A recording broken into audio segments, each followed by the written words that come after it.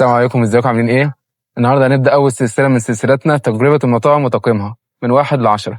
والنهارده معانا مطعم مشهور جدا في إسماعيلية، مش هقول اسمه لحد ما نتأكد الأكل لو حلو هنقول اسمه، الأكل لو وحش مش هنقول اسمه عشان ما يكونش سبب في قطع رزق حد. والسندوتش ده كفتة بيجي معاه علبة طحينة كده أهو، ويجي معاه سلطة. ده بقى الاسم، ده صباع كفتة أهو، ده منظر الصباع طبعا. تمام، نحط عليه السلطة طحينة ونشوف. نقول بسم الله.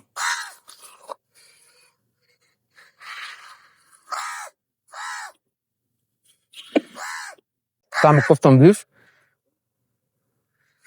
بس من وجهة نظرنا كانت محتاجة سنة ملح زيادة، فلو هنقيم من 1 ل10 هديله 8 عشان سنة الملح كانت محتاجة بس زيادة. والمطعم ده اسمه مشويات حجاز اسماعيلية، فلو هرشحه ولا لأ هرشحه. شوفكم فيديو تاني، السلام عليكم.